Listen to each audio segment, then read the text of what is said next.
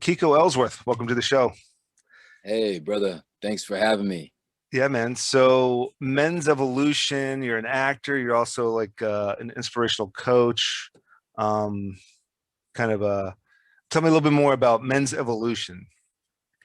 Oh my gosh. I think that comes from me not knowing what the heck I was doing most of my life and throughout my marriage, and then having really just having to figure it out. And I think over the course of 30 years, just being lost and not having any real guidance, no mentors, no instructions, and having to kind of piece together mentors throughout the years and kind of grab something from this man and grab something from this man. And finally was able to embody me. And I was like, oh, okay, man, I get this. And it's like, okay, this is not anything really unique to me. Like, this is something that many men go through. So I found that it was something very common. I'm like, okay, well, since a lot of us are struggling with this is how we can kind of move forward. And so I help men do that. Yeah, just what do you find is the one thing that you always run into? Like if I came to you and or 20 guys Our came to you, emotions, huh? our emotions, our emotions. Hmm. We, Emotions. we, we Yeah, yeah. Sorry for cutting you off, No, but that's fine. I already knew the answer to that question before you didn't even have to finish that one right there. A man's ability to first first of all acknowledge that he has emotions, that it's okay to acknowledge his emotions, that he actually does have emotions that they're okay to acknowledge, and then it's being able to actually access them and then identify what's what, and then it's how to express those emotions. So that's been like one of the biggest things that stops us. And we think that, I think that like, it's kind of like we've all been duped, and we've been told that a man's not supposed to cry. Hmm. He's supposed to be tough. He's Yeah. supposed to be that, which is all BS. It's all a lie, man. We're just human beings, just like women, man. We're all human beings. We got emotions. We got to learn how to navigate this instrument of a body. And so we have those emotions that we have to reconcile, and we have to learn how to, what is this that I'm feeling? Like, why am I feeling tight in my heart, or why am I feeling like a lump in my throat, or why am I stuffing this in? What wants to come out? And so that's really the main thing, because once we learn how to do that, the energy just flows, and it's all about blocked energy or flowing energy. So those emotions, man, when we start stuffing those emotions and thinking that it's not a man, it takes away, you're being a little bee, or you're being a wuss, that's like that dinosaur archetype of a male that we're Yeah. moving away from. And we're always evolving, man, and that doesn't that includes us as men. Yeah, and I kind of had a feeling that that would have been the answer. The first thing Yeah, that came to my mind is, well, my the way I would have termed it was, men's sensitivity. But but really, you're right. The key to a man's sensitivity, or an ingredient to that, the basic ingredient is emotions. And it's funny you mentioned that, because two things come to my mind. You know, in the military, just as of maybe the last 15 years, the military was really pushing this idea that it takes the strength of a soldier to ask for help. When you start feeling things that are confusing you or troubling you, ask for help. The first thing you should do is ask for help, and absolutely. someone will be able to guide you. I don't have the answers. You don't have the answers. This person doesn't have the answers. But if we come together, if you ask for help and say, listen, I'm feeling something that I don't think I should be feeling. And if someone asks for help, and that is something like, and like you said, for generations, men were told to be tough. Of course, obviously soldiers are told to be tough, but also nowadays they're pushing something more called resilience than they are, toughness. And resilience is, the strength and the courage to ask for help. because There you everybody go. needs help at one point or another. We'll help you work through this. And the resilience is to, be able to work with others and bounce back from, something stressful, something traumatic, something troubling, whatever the case may be. That's More, great. That's great that the Army is doing that, man. yeah, That's really, because I was never an Army guy myself or nothing like that. But that's great that even they're, with their pushing, with yeah, their redefining that sort of, because it really is, that resilience. And it's like I say a lot of that as well too. It's like, it's that courage, like, because it's that courage for us to be able to go within and into these areas that were, taboo or, off limits before. And we have to have the courage to go into those areas and say, hey man, I don't have this figured out, and it's cool. I'm still a yeah, man. I'm still strong. I'm actually even stronger now that I can actually verbalize and ask, hey Glenn, man, I'm having a hard time with this, man. Can you like help me bounce some ideas? I don't need an answer. I just need to talk to somebody for a minute. And we gotta be cool to say that and be cool. Just be cool. yeah. And my wife always gets on me like, oh, you can cry in front of me, and I'm like, yes, I know I can. And I have, I've gotten choked up. But the thing that I think, we were coming to there's always this one thing that pops up in my mind thinking about that is, let's say we're watching a movie and there's that scene that really, hits me hard. And I start, Yeah. and I start getting choked up or There it whatever. come. She'll look at me and she's like, oh my God, oh my God. And it's like, listen, I'm the moment is not me crying. The moment is the moment. You've kind of ruined that moment. If we're watching this movie and there's this scene that choked me up and she's all like, oh my God, you're crying. It's like now the moment's ruined, like there's different areas for that. It's like if we're getting married and I'm getting choked up and I'm kind of trembling on stage, the moment is not me choking up and trembling. The moment is us getting married. The moment is us, bonding. Let's just leave it alone. Let me experience the moment. Let you experience the moment. Let us experience the moment together. But the moment is not how I'm reacting to the moment. The moment is the moment. If that makes sense. You know what they, yeah. You know what they say.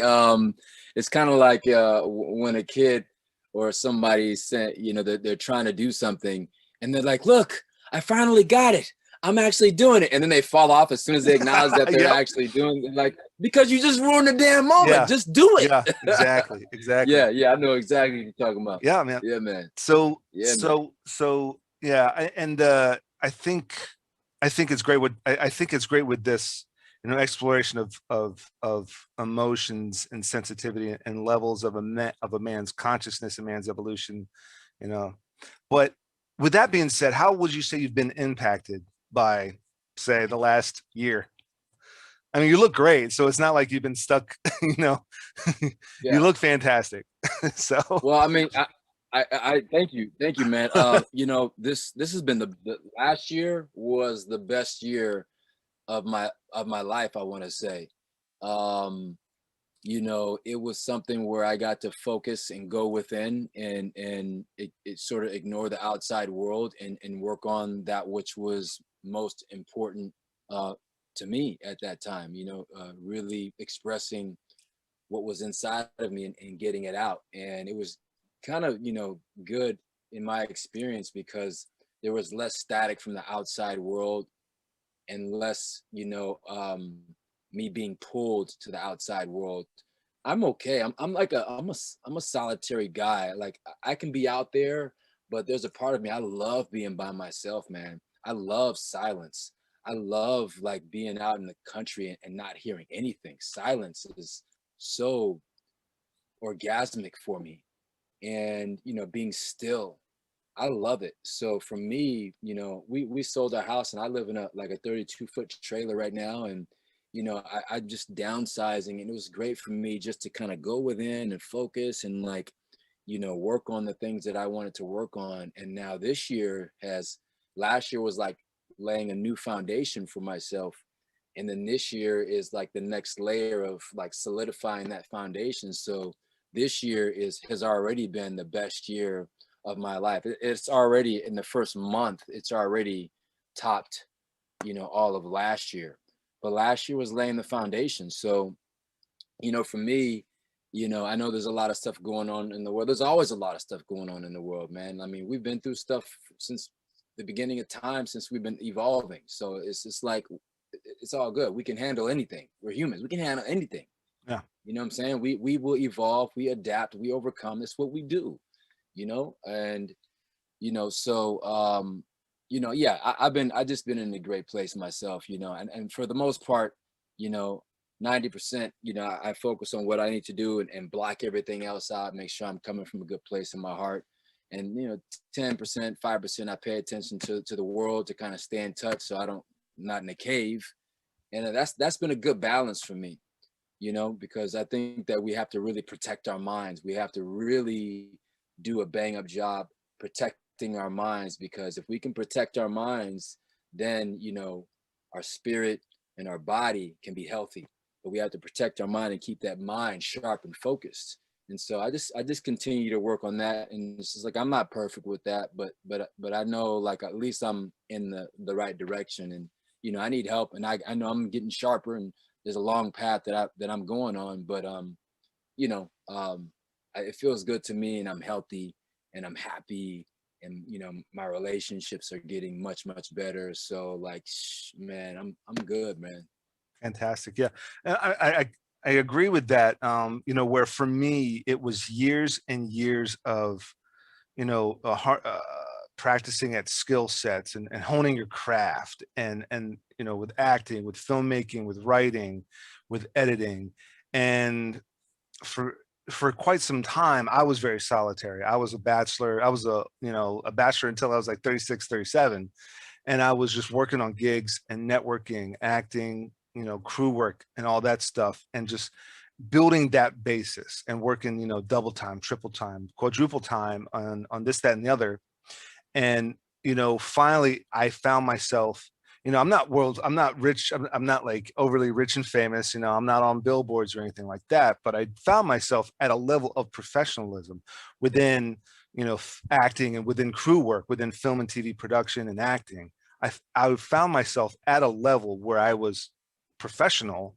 I was a professional person within that market, to where then it was like, okay, now I'll start working on myself, working on the relationships. You know, I met my now wife, and it's like, is having a kid and getting married and settling down going to impact what I'm doing? No, because what I want to do is what I do now. There was that whole, you know, first start of the hustle, the grind, the building, the networking, making that the thing.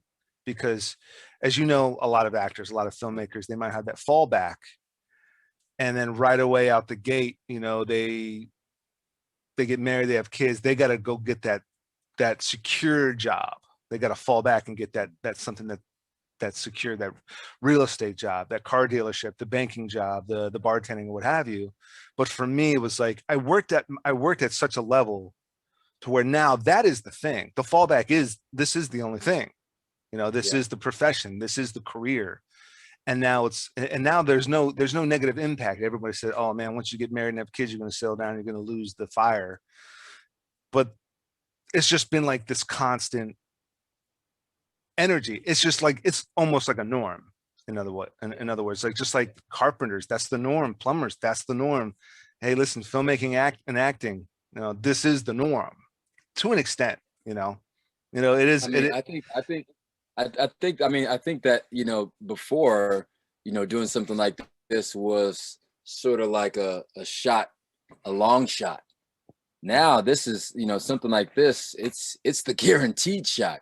Like, if you know how to, you know, create a video, record a video, edit a video, do Photoshop, do 3D or whatever, do graphic design, talk in front of a camera, like, that's, especially this world where we're in, it's like, obviously that's what we're relying on at this particular point. Like, now, if you know how to do that, that's the staple, that's the guarantee, because now everyone has to know how to do that. And you see people fumbling over themselves trying to learn how to do this stuff. What's this technology thing? What's this computer thing? What's this video stuff? How do I put it together? And I'm like you, like, yeah, before it was the acting, and I was, you know, I identified as the actor, but I always had this sort of thing with, like, you know, wanting to go behind the camera and edit and doing these things. And but now, you know, we have our, you know, our production company, and, you know, our little digital agency, and, you know, just the things that we're doing behind the camera. And it's, that's I would say that's the fallback. Before it was the dabble. Now this is the foundation. Like, this is it. You know, it's the things, like, I'm sure it's the things that we love. Like, I just love it. Like, I can't see myself doing anything else. I love putting good stuff out there, creating things, talking about good things, expressing myself, helping other people to express themselves authentically. It's like, man, what else am I gonna do? You know what I'm saying? I can't do nothing else. You're right. And listen, and touching back on what you said, what's the guaranteed thing now is everything flipped, everything topsy-turvied in the last year. Yeah. Restaurants, bars, you know, clubs, beaches, boardwalks, arcades, amusement parks, movie theaters, out the window. But everybody still had, you know, all these industries, all these corporations were still like, okay, how do we do stuff remote? And it's like, just like this, it's, you know, the Wi-Fi, it's the webcams, different softwares, Zoom or Google Hangouts or Google Video or whatever. Love it, man. And I wasn't like, you know, back in the day, I used to, like, at times buy watches or buy shoes and stuff like that. And, you know, some people go shopping. Like me, I was like a little addict of buying software like this. I'm like, ooh, what kind of software you got now? What kind of softwares? So I had all these softwares, and now I'm like, oh man, now I get to actually really start to use all this stuff that I was using a little bit, but now it's like, okay, now I'm glad that I was, you know, kind of getting sharp and practicing, because now it's like, it's all applicable. Like, all of it's applicable now. I'm like, great. Because I love traveling, I love going out, and I love mixing it up with people in person, workshops or whatever, in face to face. But I love having remote teams. I mean, it's beautiful. I love having remote teams. You know what I'm saying? Like, I work with an editor, you know, like we just brought on another editor, and we've been working together. And then the other day when I was traveling, I was like, hey, let's meet up. Because I was like, I want to meet up in person with who I'm working with, you know, virtually.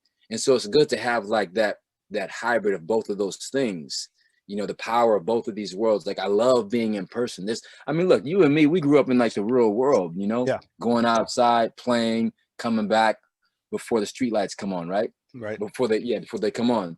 And then there's the balance of this world, you know, the technology. So I think it's just important to have that sort of swing of the pendulum, that spectrum of, you know, actually having some sort of, you know, footing in this virtual world, which is not the real world. It's a good tool to support the real world when you're in person, like that soul to soul connection. I think that at the end of the day, you have to know how to be a person, no matter if you're doing this technology thing or not.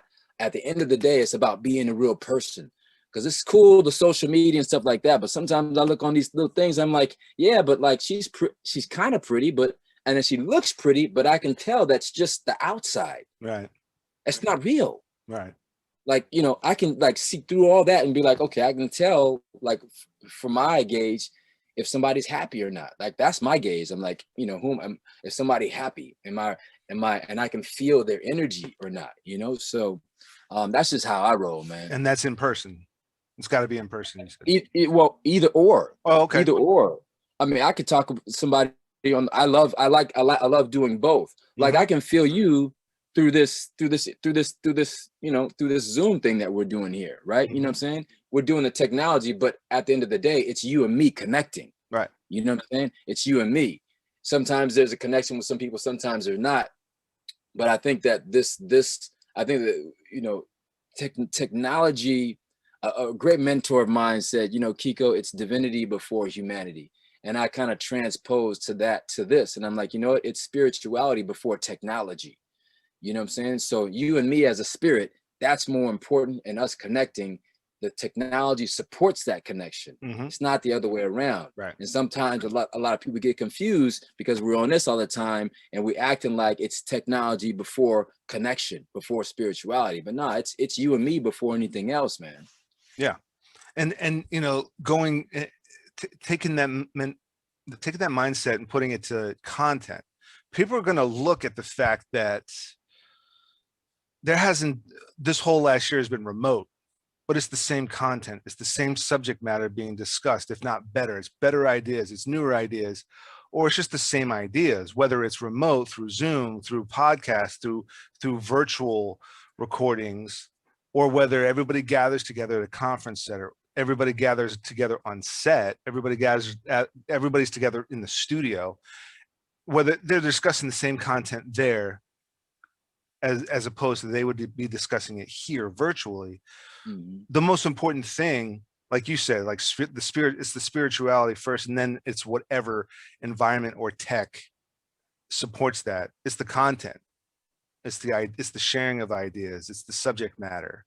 And I think a lot of people are going to see, and then in that regards, a lot of people are going to take a look at that and say, all right, well, you know, throughout 2020 we spent 1/10 of our budget than what we spent in 2019, but it was all the same attendance, it was all the same content, if not better content.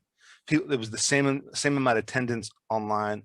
Yep. You know, people, you know, we probably dropped the price by 33%. We probably, you know, like dropped the price by half, and we still made, you know, a 1,000% profit based on our budget, because it's 100% virtual, so on and so forth. Yeah, I could. And talking about that, you know, I think that we as a culture and society are finding our balance. You know, we've never been at this point in time with this level of technology. So we go from this sort of real world in person, where this is the forefront, to now it's like we find out the benefits of like, well, wow, I'm not spending no money.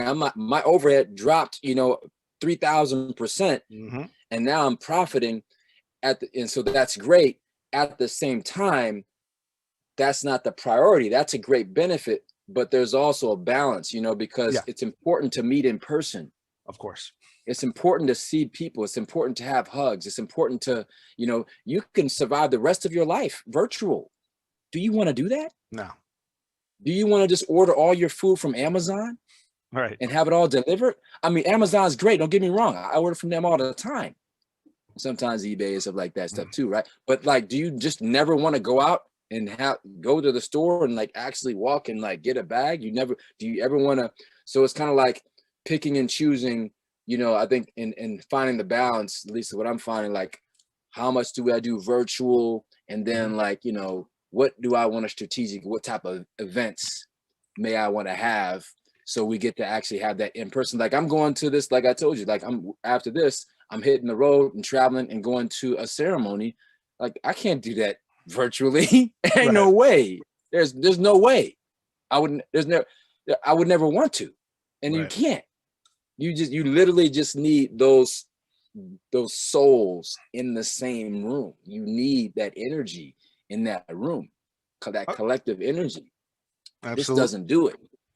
No, absolutely. And I think it was as early as July or August, and everybody was talking about what's this new hybrid. It's not this new normal, but it's just this hybrid normal. You know, like, and I've discussed this a dozen times on the show before, but you know, post 9/11 changed everything. Post I don't know, post Bill Clinton scandal changed a lot of stuff. Post 9/11 changed a lot of stuff. You know, post World War II changed a lot of stuff, post Vietnam, and all these evolutions that this country's had. And I mean, technology post 9/11, you know, September 12th, 2001, technology tripled in a month. You know, like VHS tapes. I still have VHS tapes, and you know, for decades I had VHS tapes. Post 9/11, I think within a couple of years, it went from DVDs to Blu-rays to streaming in a matter of 5 years. So and now here we are with this newer hybrid normal and this newer hybrid normal and this newer hybrid normal. It's just always going to be a never-ending story. of Yeah, this continuous progression, evolution, um, re- evolving kind of. That's just the way the world's I always been totally anyway. agree. I So mean, yeah. that's it. I mean, Yeah. it's we gotta realize exactly what you're saying, bro. It's like we as human beings are not at the ultimate state, the peak of our evolution. We're in a constant stage of evolution, and in fact, we're coming back to we've been at higher states of evolution already in our human existence, and now we're kind of revisiting and catching back up to that, and we're going to surpass that. You know, we're constantly evolving, Yeah. and so things have to always continually change. And technology, I always, you know, when we lose connections on these things and stuff like that, and people say, oh, what's going on, I'm losing connection, I can't hear you, stuff like that. And we expect so much from technology, but and technology is going to do what you said, it's going to continually change and upgrade as well. But it's there's the spiritual evolution that's constantly happening, that's leading the way, and Hmm. technology is trying to keep up the best way that it can, and Yeah. it's never going to catch up. You know, it's just technology. It's not like it's a spirit. It's not like it's the I am, the all. It's not like it's a soul. Souls are perfect. In our imperfection, we are perfect. Technology is doing its best to model itself to try to perform like a soul that was designed perfect by the creator. I mean, we can do the best we can, but it's just technology. Yeah. Absolutely. Well, you know, speaking of this new hybrid normal and or this or just what Yeah. this really is just normal. It's like, you know, what today is just really like the normal. But uh have you been back on set? Have you been back in the field? Have you been back in, you know, like you said, you're traveling now Yeah. to a ceremony. So I take it you've been back out there. You know, you do so many different things. So back on set, back in the field, back in the studio, you know. Yeah. We yeah, I mean, I'm just more in my life for sure. I kind of don't want to go back on set like in that way. You know what I'm saying? I'm not trying to do that sort of thing right now. It's more like, you know, I'm creating the sets. We're in the middle of a short film. We're in post production right now, and we're able to do that really remotely, to whereas we don't have to be on set, and it's really great just how it's happening. So yeah, you know, in production, doing inspirational speaking, some keynotes, um, and doing a lot of that stuff, you know, virtually. And you know, and it's just, you know, I'm setting up to do it, you know, in person again as well.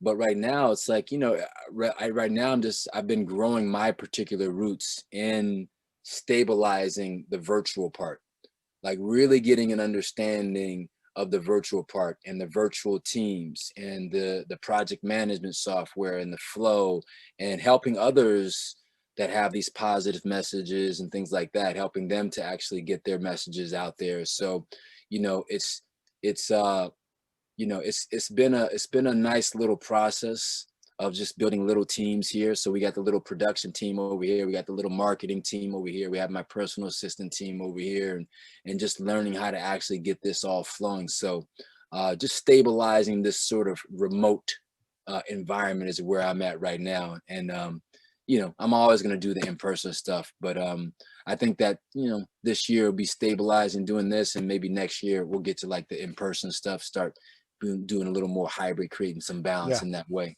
Yeah, Yeah. I mean, for me, that was the discipline that I had to take throughout 2020 was, you know, around, like I said, around June, July, August, you know, some sets started opening up, COVID compliance officers and some sets and productions were starting to get back in the field, maybe more exterior, you know, setups than it was interior setups. And I still had to say no. Uh, oh well, the day rate, oh god, I can't give up this day rate. Yeah, I still had to say no, had to look out for the wife, had to look out for the kid. And then unbeknown, and then lo and behold, me, the wife, and the kid, all three of us got it, and we kicked it. The baby boy kicked it, you know, quicker than we did. You know, he's like super tough. And so now with that, and plus, you know, I got the second shot, the wife just got the second shot, and the kid probably is, you know, has antibodies now. He's probably a little bit more immune to it since he already got it once. So that kind of like opens up more doors for me now. But before, that was the discipline. It was the discipline to have to turn down stuff and focus on that, focus on the moment, focus on during then what was the now then. And like you said, it was the virtual, it was, you know, the podcast, and it was Yeah. whatever else virtual. And it really helped with family, I think. You know, bringing home a baby boy, we brought our kid home a week before quarantine started.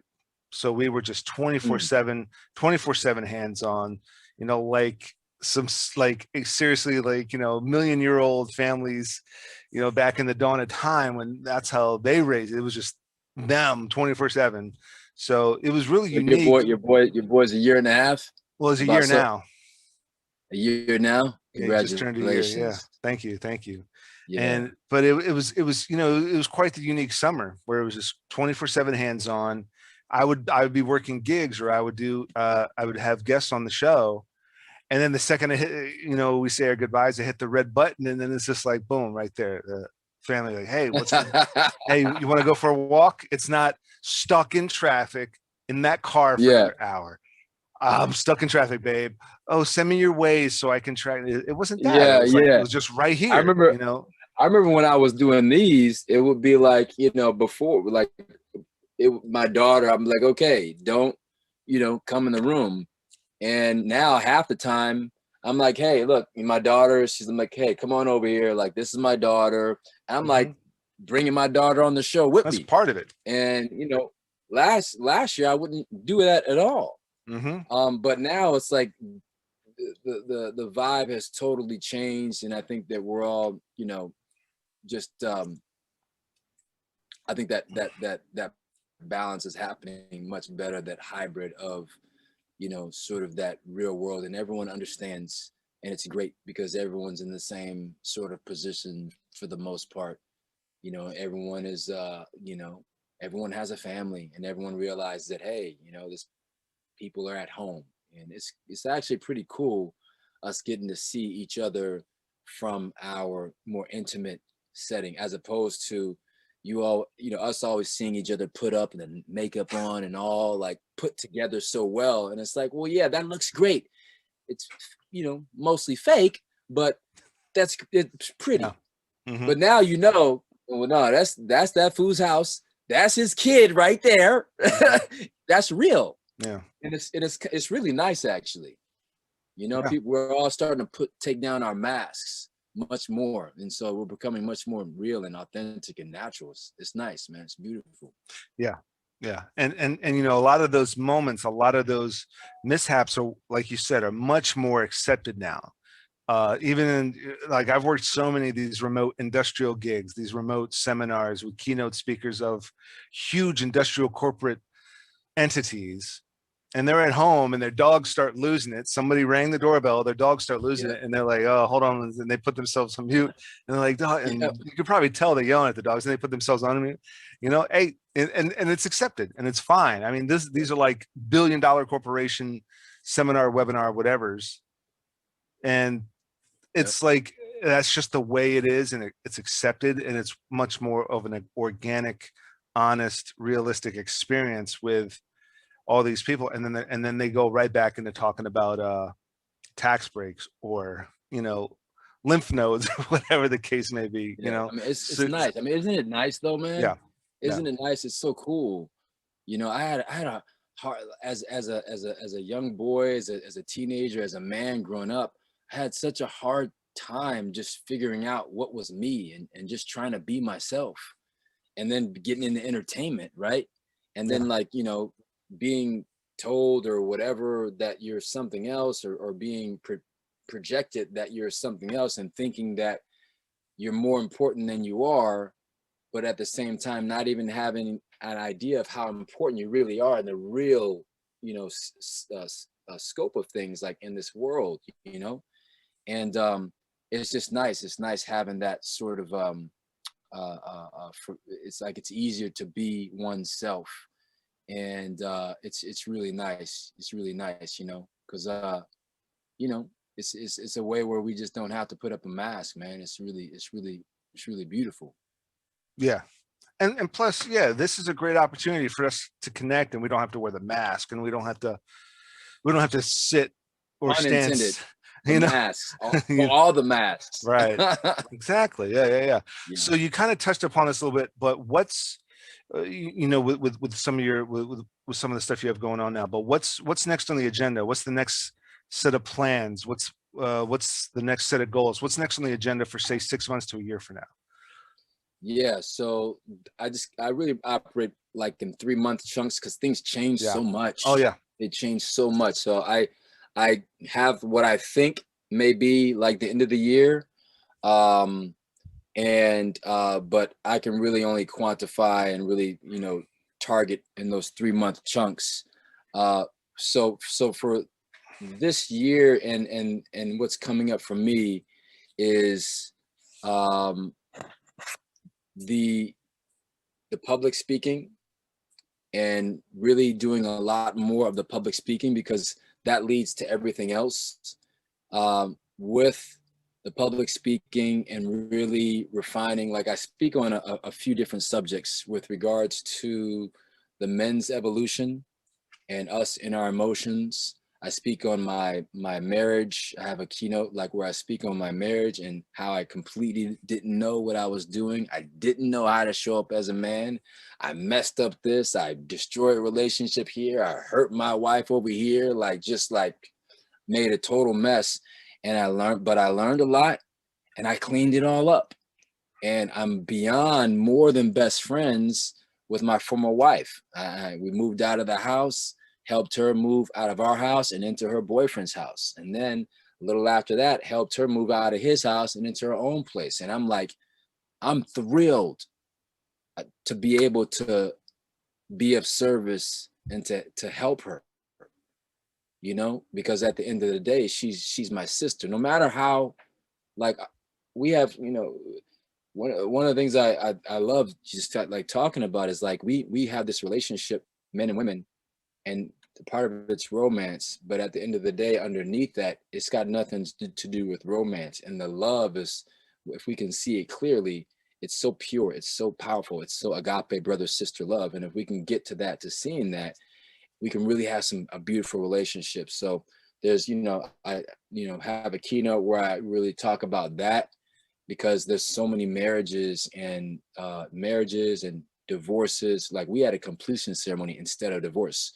but there's so many children that get hurt when parents don't know how to complete that level of their relationship. Because again, like we said before, we're always evolving. Nothing stays the same. Even if you're in a marriage for a long time, that's not forever. It's not. Even if you go to the end of your life, that's still not forever. It's going to evolve even after you transition from this life. It's going to evolve at some point. It's got to.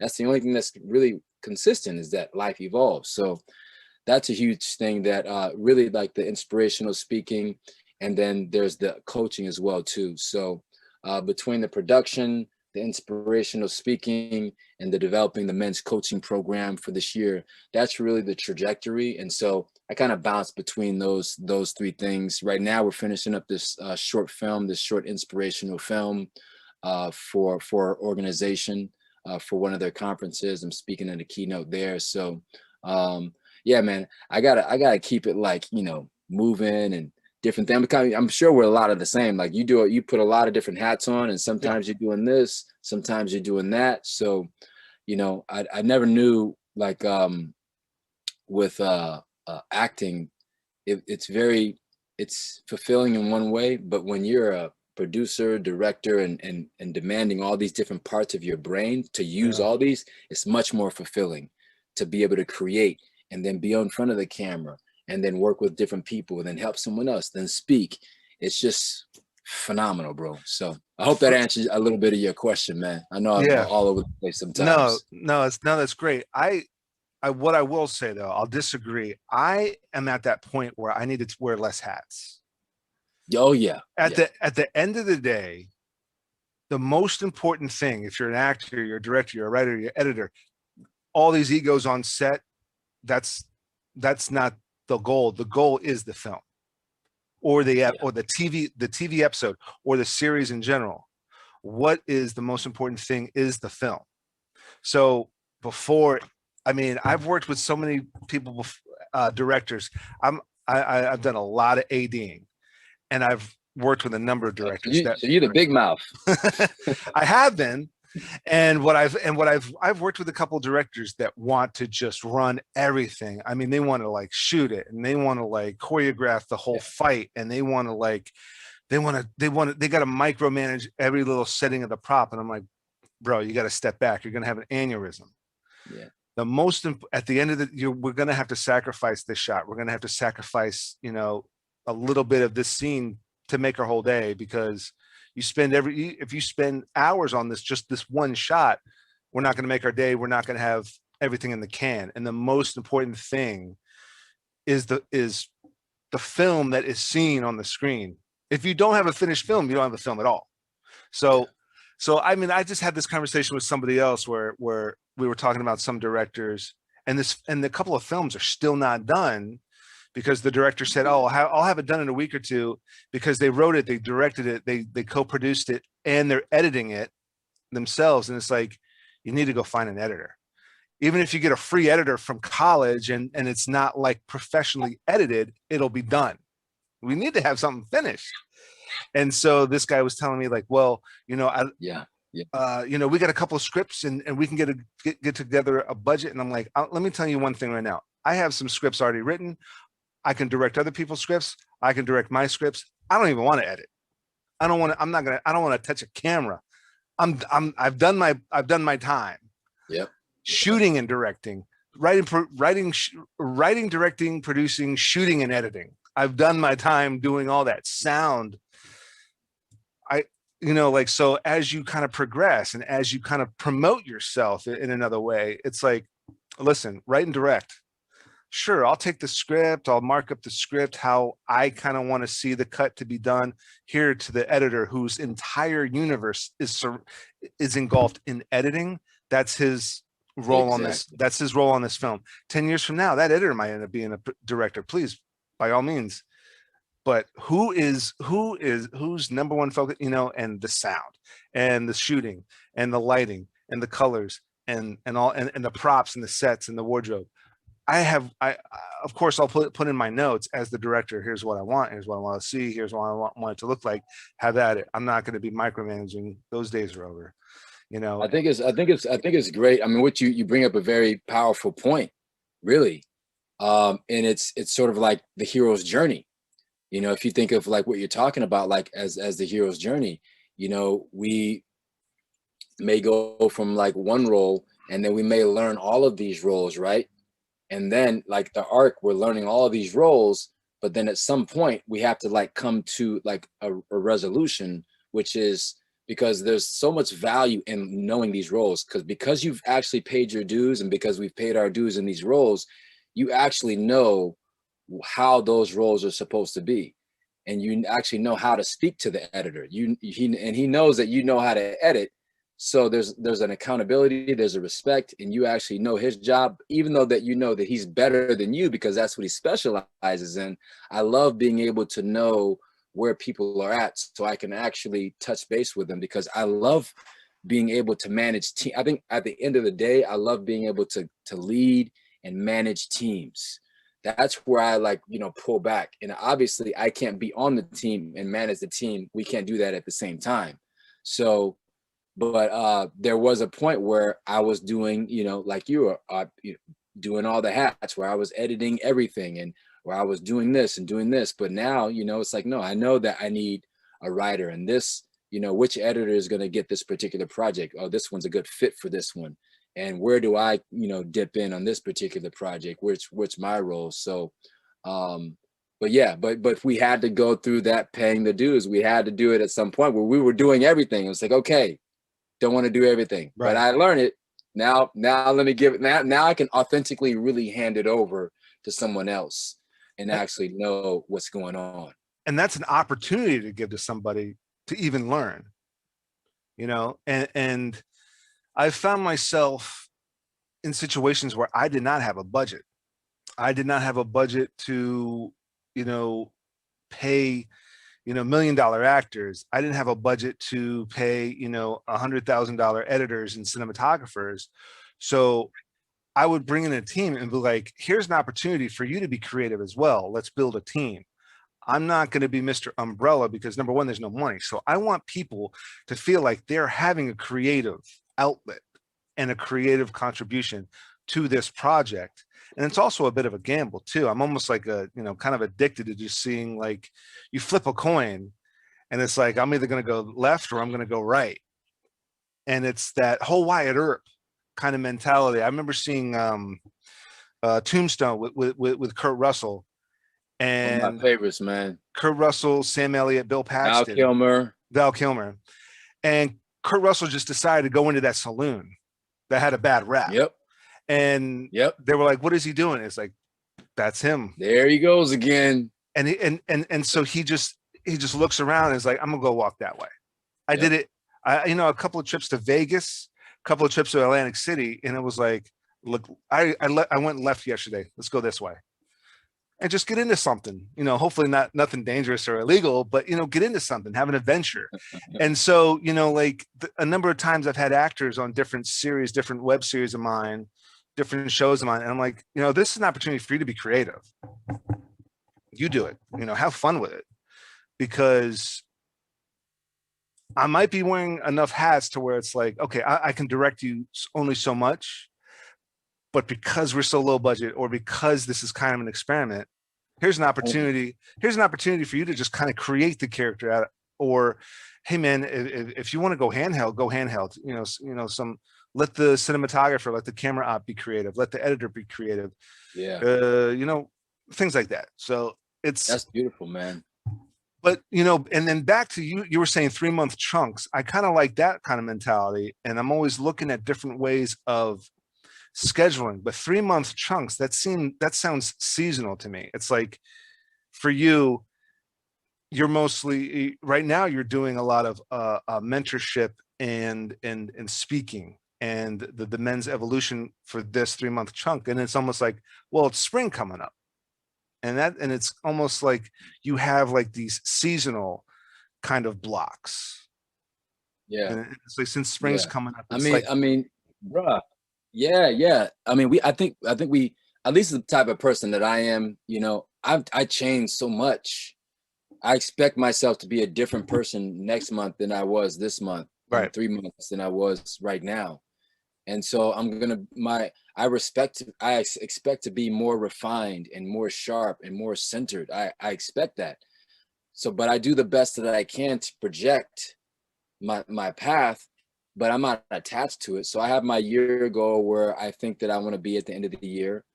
And then I chunk back 90 days, and you know what I'm saying? And then I have my 30 days, and I have my weekly thing, then I have my daily, then I'm, doing my thing, and I reflect, and I, recalibrate certain things.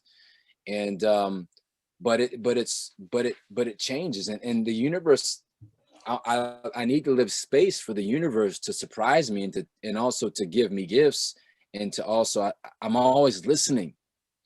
I don't know everything. I'm not trying to figure everything out, because if I did, I wouldn't have any space for the universe or my guides or whatever the case may be to tell me to walk in this direction, which in that direction is the blessing.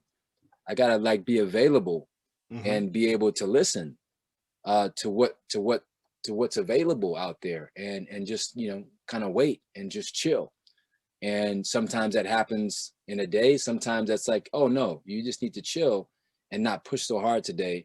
Maybe go on a hike and think about your project, and an opportunity will come because you were in a certain space, And so just learning how to flow better, and and then just, I know that I'm supposed to go, if I know I'm supposed to go from A to D to P and Q and Z, but what's in between, that's like a dance between, me and the universe. And so it's like, we're creating it. And it's like what you said, it's like having an opportunity to kind of experiment, like kind of like play with it. So I'm like, kind of playing with life. I have my plan, but I'm also allowing some play. And so, I'm figuring it out as I go. I don't have it all worked out, but it works pretty good at this particular point. So I'm just gonna keep, you know, practicing and playing, man. Absolutely. We kind of touched upon it. I mean, there's a lot of great points there, but if there was one last point, one last bit of advice, you know, one staple for you to leave, you know, what few viewers I have, but one last point, one important point to make, what would that be? I don't want to, I know exactly what it is. You know, with the risk of sounding too cliche, you know, but I think it can be received better, like, especially coming from like a person like me and being a man. For anybody that's listening, invest in like the superpower of the love that's in you, because that love is a powerful, it's the only power, it's an action. It will give you all the fuel, all the protection, all of the inspiration that you need to do everything in your life. But we have to find a way on how to love ourselves. And then once we do that, then we can learn how to love properly the people, our relations, projects, what we do, and then finding that balance. But like really acknowledging that love is the only real power that we have, that love within, and then allowing that love to come out. And sometimes in this world where everything's confusing, everything's so confusing, there's so much happening, it's so easy to get confused and distracted and entertained in this world and fearful and sick and all that stuff, right? But the focus, if we can keep that focus on that love within and really start to, you know, excavate really what that means for each of us as an individual, then that'll actually solve the other problems. That'll solve the distraction. That'll solve the sickness. That'll solve the fear. You see what I'm saying? That'll solve the confusion, because then you'll get clarity and you'll get alignment, you know? So that's what I would say, is like really start to develop what that love is for you and use that love as a fuel for everything in your life. That's what I got so far, man. That's beautiful. I love it, man. Awesome. Well, Kiko, I can't thank you enough for coming on and sharing your experiences and sharing your inspiration before I let you go, I know you got to go travel but any plugs, links, socials, sites you want to put out there for anybody to check out? Oh yeah, well I'm on Instagram. I'm on Instagram at KIKO ELLSWORTH. KIKO ELLSWORTH with 2 L's, and then you can get me from, you know, I got other stuff in my link in bio that's linked to my trainings and the school and the teachings and websites and stuff from there. But yeah, Instagram's a good place to find me. Awesome, Kiko. Well, again, thanks so much for coming on, and I'm continuing to be inspired and uplifted and learn new things. And to my viewers, I hope I've earned the privilege of your time and viewership. I know Kiko has. And until next time, you know what to do.